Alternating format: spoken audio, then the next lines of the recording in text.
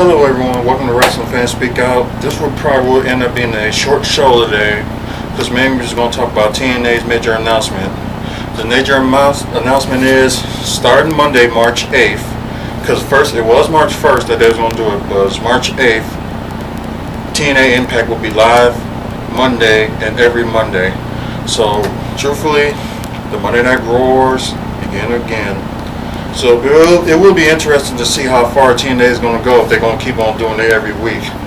So WWE will have some competition, but just the stuff that, WWE was pulling as a leg and like turning the PGs and decreasing like wrestlers to get the chance and not pushing up, the young guys like they used to do in the Attitude Era days and stuff like that. And they just stop, and it seems like they're trying to hang on to their cash cow, their top stars, and not giving none of the young guys and the up-and-comers a title or anything like that, which pretty sucks.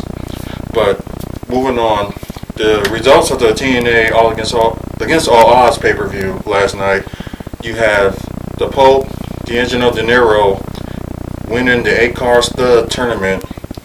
And for me, that's a big deal for TNA because they finally put somebody that's like an up-and-comer compared to what WWE did with them.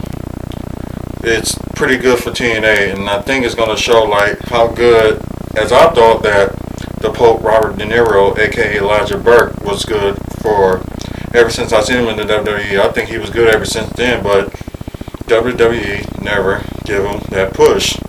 I don't know why, either because, the higher-ups saying something or stuff like that, or typical Vince McMahon don't recognize talent when he sees it, which sucks.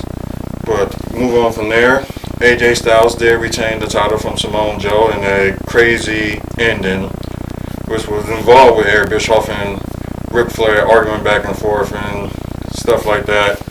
So AJ Styles is still the champion. And also from the tag team match they had was Team 3D versus the Nasty Boys, with the Nasty Boys winning their match in their big return, I should say, to pay-per-view or any wrestling and stuff and more like that. Their next pay-per-view is TNA Destination X, will be next month. I don't know the exact date, but they probably already posted, so go to TNAWrestling.com. Look for information about TNA Destination X and more stuff like that, and the location where it's going to be. As for Robert De Niro, the Pope, he get his title shot on April's pay-per-view, which will be Lockdown. We will be interested, and the pay-per-view will be in St. Louis, so it'll be interesting to see that. As speaking of St. Louis, we got the Elimination Chamber coming up this Sunday. 4 matches already been named with the Divas title, the finals, Gail Kim versus Maurice. You got the 6-man for the WWE Championship match in the Elimination Chamber. You got Sheamus, you got Triple H, you got John Cena, you got Kofi Kingston, Randy Orton, and Ted DiBiase. So this will be interesting to see in this match. You also have the World Heavyweight Elimination Chamber with John Morrison being questionable due to his ankle this past Friday on SmackDown, which was broken 3 places. So I'm not sure what they're going to do with that, but we'll go on from there. So it's John Morrison, there's R-Truth, Rey Mysterio, CM Punk, Chris Jericho, and The Undertaker. So that would be interesting to see too. And plus the Intercontinental Championship will be up for grabs. Drew McIntyre, the undefeated Drew McIntyre against Kane. That would be an interesting match to see. And plus, I forgot to say this too, Sheamus is undefeated too. So we will see that. But there will be, besides this Sunday, the wrestling weekend. Actually, Sunday is one of the busiest days of this month, as we call February Wrestling Month. Also Sunday, you have the Arrows playing hockey game in the afternoon. You had Christy Hammond that's going to be there. You had Jim Duggan, Billy Robinson, and Al Snow signing autographs for, they calling it Wrestling Day at the Bradley Center. So want to get the autographs or even see the Arrows play, go to the Bradley Center and get your tickets, and they're still available. And it seems like there's going to be a good, decent crowd there.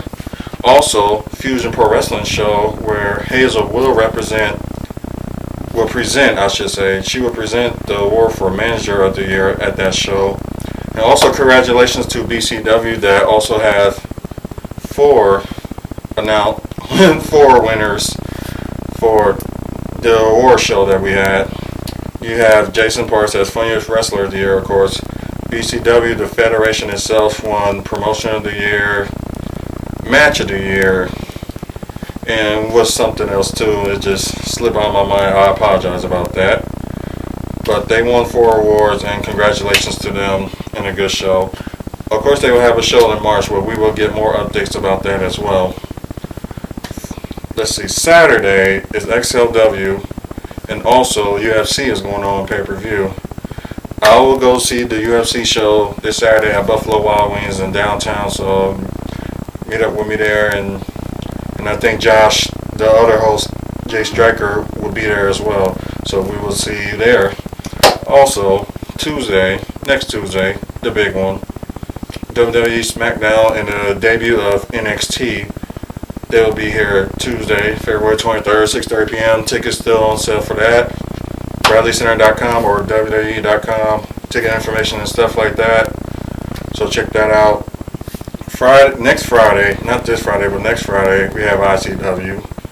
And of course next Sunday, not this coming Sunday, but next Sunday, the 28th, MCW will have a show as well. So it will be busy for a while in the wrestling month, just to end it off with MCW, and started it from there with Saturday with the UFC and the XLW. So check out XLW, 409 Delafield Street in Waukesha. Check that out. Go to our website, www.wrestlingfanspeakhouse.com, to look at the matches and also for upcoming events and stuff like that. But before I let you go, another history of WrestleMania we're going to talk about. WrestleMania 13, which was one of my favorite pay-per-views, with, I said, Undertaker versus Psycho Sid. And I think I may have talked about this already, but we'll go on a little bit more about the other two in a minute. One of my favorite Chicago Street Fight with Ahmed Johnson and Legion of Doom versus the Nation of Domination, with the submission match with Bret Hart and Steve Austin, and the World Tag Team Championship match where Owen Hart and British Bulldog faced Mankind and Vader, when it ended up being a double countout. WrestleMania 14, you have Steve Austin winning his first title against Shawn Michaels. Undertaker beat Kane.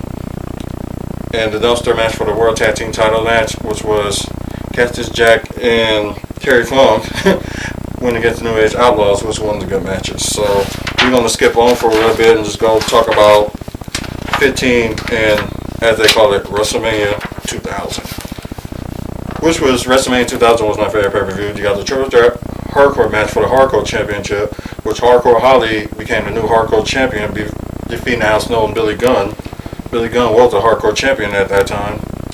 Owen Hart and Jeff Jarrett, tag team titles on the line against Tess and D'Lo Brown. Owen Hart and Jeff Jarrett did retain. Then you had a boxing match of Butterbean versus Billy Gunn. Well, not Billy Gunn, but Bart Gunn. I should declare that. Match didn't last long, of course y'all know. And the WWE Championship match, which was Stone Cold Steve Austin and The Rock. Stone Cold Steve Austin getting the belt there at that time. Hell in a Cell with the Big Boss Man and The Undertaker with the Big Boss, not Big Boss Man, but The Undertaker winning. I was just tripping because when they hanged the Big Boss Man up in the cage, when they had Edge, Christian, and Gangrel like lynching him, it was just something interesting about that. As for WrestleMania 2000, aka WrestleMania 16, Biz Bossman and Bo Buchanan beat D'Lo and the Godfather. But let me fast forward that from there. Terry and the Cat, which was a women's fight, which was decent. Too Cool and China versus the Radicals, which was Chris Benoit, Perry Saturn, Dean Malenko, and Eddie Guerrero. And of course, 3 of them was fighting. Too Cool and China won. Got Kane and Rikishi that beat Road Dogg and X-Pac. And you got the Fatal 4-Way for the WWE Championship with Triple H against The Rock, against Mick Foley, against The Big Show, with Triple H winning, being The Rock in the final 2 elimination match, which was the Fatal 4-Way. So, we're going to talk about more of WrestleMania moments, well, history of WrestleMania, next week's show. And until then, this will be a big wrestling week, so watch out for me everywhere. for at the Arrows game, of course the pay-per-view, Wrestlemania next Tuesday, and more stuff ahead. So for all of us here, I'm Artrell. We'll see you next week.